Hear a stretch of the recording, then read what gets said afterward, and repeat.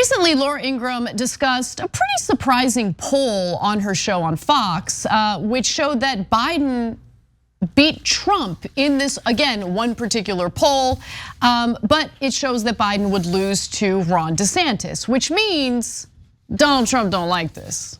And he made that abundantly clear. His very fragile ego was just absolutely destroyed. And so he took to Truth Social to do what he does best, which is cry. But before we get to his crying, why don't we take a look at the segment that led to the Trump tantrum in the first place? Almost all the polls that we've seen that have been done so far, granted it's early, is behind Joe Biden. Now, Joe Biden is running pretty badly against generic Republicans, maybe against a Tim Scott or against a Ron DeSantis type figure, but he's consistently beating Donald Trump. And that's part of the reason for that is probably because Trump as well as Biden are so well defined in the American mind. Both of them have some of the same issues. They're well known. They're not a new person on the stage. They both have age concerns. Let's look at the polls. DeSantis head to head against Biden. Now this is Georgia. This is Georgia, and this is a good sign for general Republicans to look at because, like you said, Georgia was a state that was just lost. Georgia's got some Democratic senators now.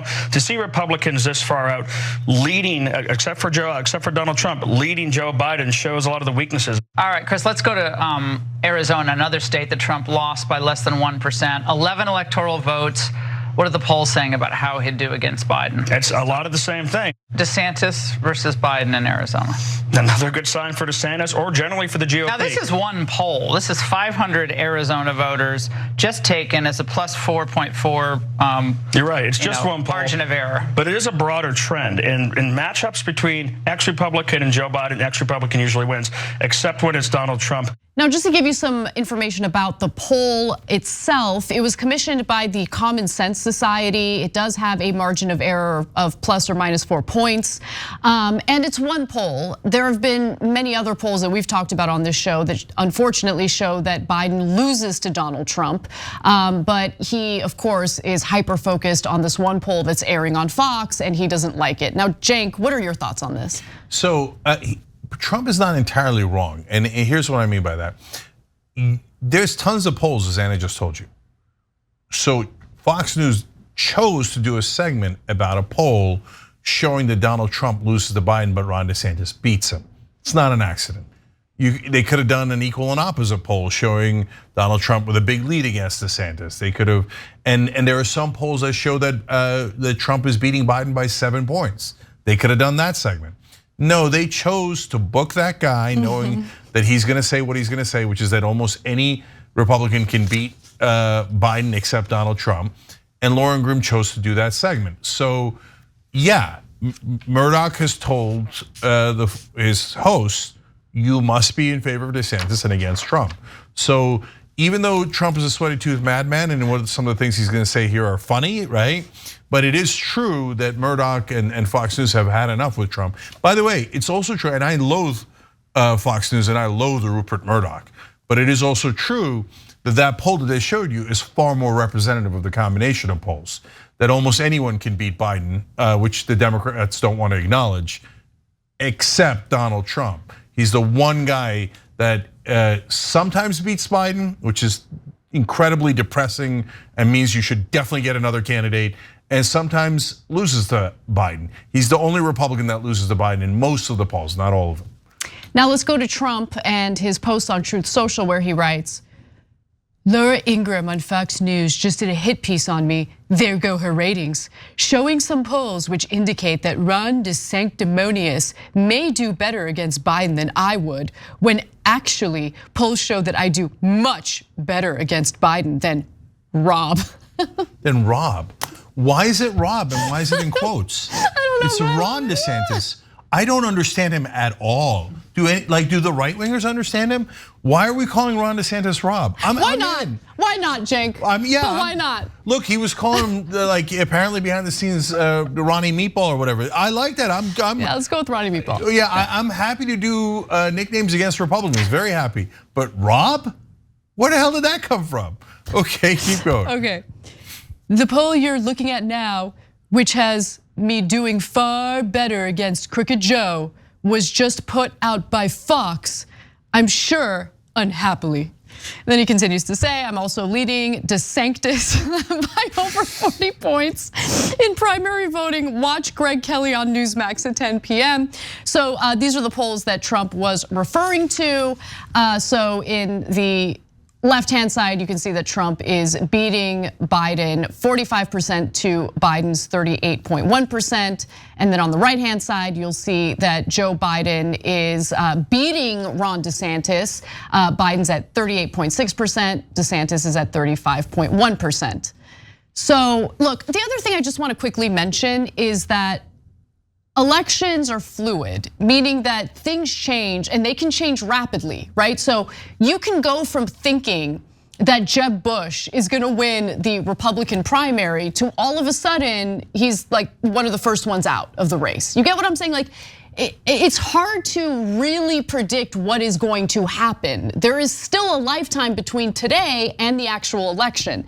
And so polling is gonna change depending on what the prominent issues are at the moment that that poll is taken. But with that said, there have been far too many polls that show Trump beating Biden for my comfort. You get what I'm saying? Oh, 100%. Yeah. Look, and guys, mainstream media does the same exact thing as Fox News here, which is they highlight the polls that they like to send a certain message, and they bury the polls that are inconvenient. So the best example was in 2016, where Bernie Sanders was beating Donald Trump in almost every poll, and Hillary Clinton would beat him in some polls and lose to him in some polls. Bernie was doing like 7 to 8 points better than Hillary Clinton on average of all those polls. But they would find one poll that showed Bernie losing to Trump, and they would all run with it 24/7. So if I talk to my mainstream Democratic friends, they never saw the other polls. So the only one they saw was the one where Bernie was losing and Hillary was doing better. When you cherry pick one poll and one that you know is not representative, you have an agenda. And mainstream media does that all the time. I have another example from CNN in a second. Okay, all right. Our wonderful producers have shed some light on why Trump is using Rob to refer to Ron DeSantis. So Trump sent out a press release referring to Florida Governor Ron DeSantis as Rob. The Trump team sent out an "in case you missed it" alert on Wednesday, sharing a Daily Mail story which had the typo in the headline reading, "Steve Bannon calls Rob DeSantis a weasel." So it looks like Trump saw that, he liked it, and now he's calling him Rob.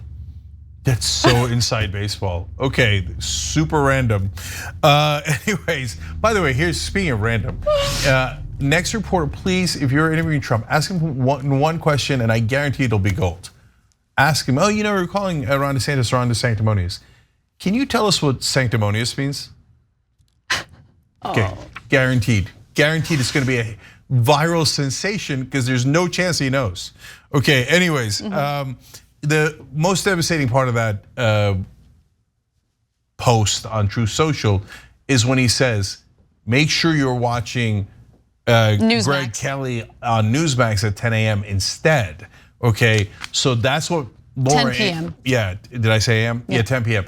That's what Laura Ingraham and Fox News is gonna catch the biggest feelings over, okay? So he's hitting him where it hurts, and it's working. Fox's audience is much lower than it used to be when they had Tucker Carlson. Yeah, and normally that would be cause for celebration, except they're moving over to outlets that are even worse and more unhinged. So yeah, absolutely. So, all right, I'm gonna say last two things here. One, I promised you the CNN poll. They did a poll just like Fox News and showed that the public option during Obamacare debates back in 2009 was super popular. It was their own poll. So they showed it once and then buried it. And from there on, they kept saying that that the public option was unpopular. They did it so often, we did a protest at the CNN building in LA. We're like, please stop lying about your own poll. So that almost every other media organization decides that they're gonna do propaganda. So be careful about the facts that they're giving you. Last thing is, at the end of Trump's message, he says, just watching Fox News, they're so bad. Just like the globalist Wall Street Journal, okay? So Wall Street Journal, globalist. Globalist, by the way, is also sometimes a code word for Jewish, even though the Wall Street Journal is a company and not Jewish, and Murdoch is also not Jewish, but it doesn't matter, they're globalists now, okay? And at the very, very end of his second message, he says, about the sanctimonious. He sucks, and so does Fox News. Okay, now that to me was such a telling difference between the Republican Party and the Democratic Party in the year 2023. If a Democrat ever said about other Democrats they suck, the roof would cave in. All of mainstream media and all the Democrats would be like, how dare you? In fact, Nina Turner didn't say it herself. She was on the stage when Killer Mike, a rapper, said that Clyburn wasn't smart in the deal that he made with Biden. And they said, that's it, you have to hate Nina Turner now. You have to all vote against her because she was on the same stage as someone who mildly criticized a Democrat. Meanwhile, Trump's going, he sucks, okay, you all suck. And the Republicans are like, yes, right? And by the way, if you're wondering what's the correct answer, the correct answer is somewhere in the middle, okay? Where you actually criticize your so-called colleagues when they do things that are wrong, but you don't have to go and say, everyone who isn't me sucks. Okay, and that's Trump 101. Thanks for watching The Young Turks, really appreciate it. Another way to show support is through YouTube memberships. You'll get to interact with us more. There's live chat emojis, badges. You've got emojis of me, Anna, John, JR, so those are super fun. But you also get playback of our exclusive member-only shows and specials right after they air. So all of that, all you gotta do is click that join button right underneath the video. Thank you.